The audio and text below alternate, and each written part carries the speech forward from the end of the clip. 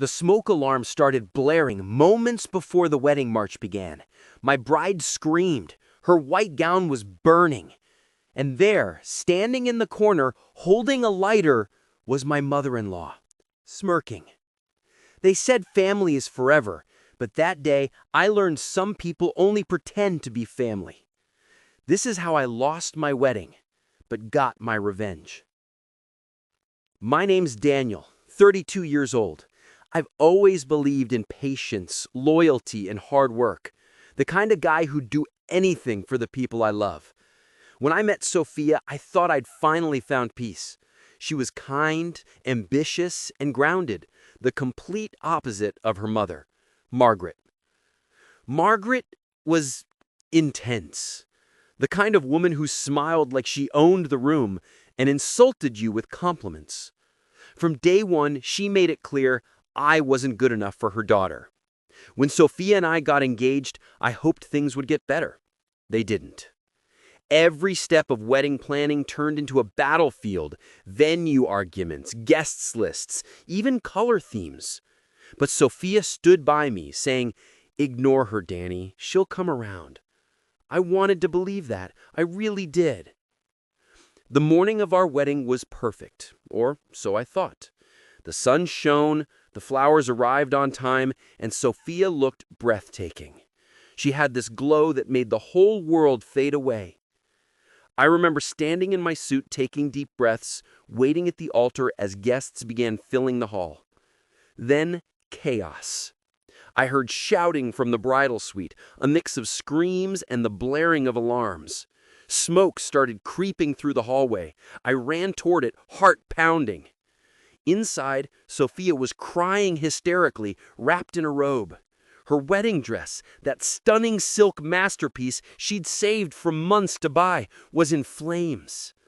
The bridesmaids tried to douse the fire with water, and amidst the panic, I saw Margaret standing there, clutching a silver lighter, face pale but smiling.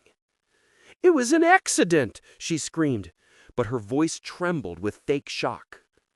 One of the bridesmaids whispered to me, "She poured something on it before lighting it." The room went silent except for the hiss of smoke. I looked into her eyes, and I knew.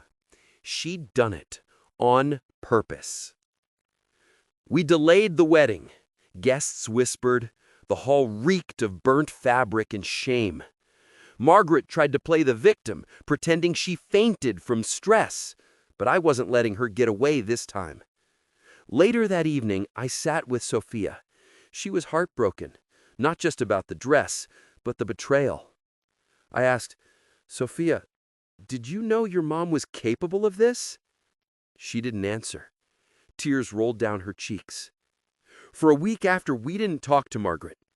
Then she showed up with gifts, fake apologies, and excuses about candles tipping over. But the kicker? She told me, "Daniel, I just want what's best for Sophia. You two aren't a good match. You'll thank me one day." That sentence, it flipped a switch inside me. A few days later, Sophia and I started rebuilding plans for a smaller private ceremony. While helping her move her things from her mom's place, I found a folder in Margaret's study. It was filled with wedding cancellation letters, property claims, and even legal drafts, all in my name. She'd been planning to humiliate me publicly, ruin my name, and control Sophia's life and money. Margaret wanted her daughter's inheritance under her control, and she thought by breaking us up, she could manipulate her again. That's when I decided no more tolerance. I didn't yell, I didn't fight, I planned.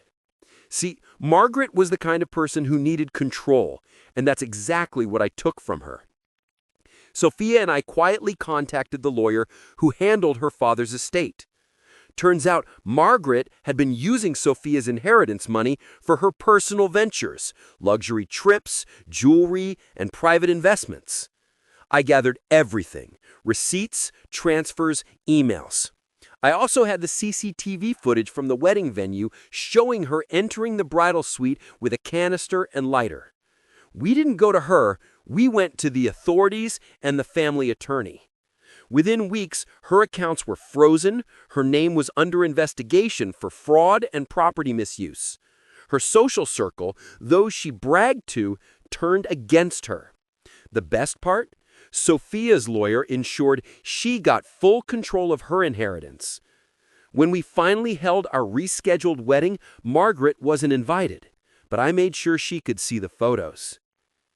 People think revenge means destruction, but sometimes the sweetest revenge is peace. Margaret lost her control, her image, her money, and Sophia gained her independence.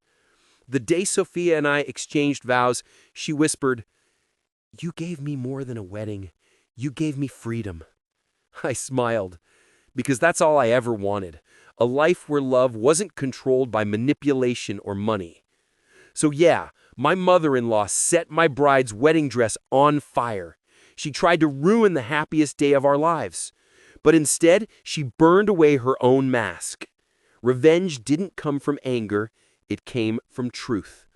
Never let someone's bitterness dictate your peace. Sometimes letting karma do its job is the loudest revenge.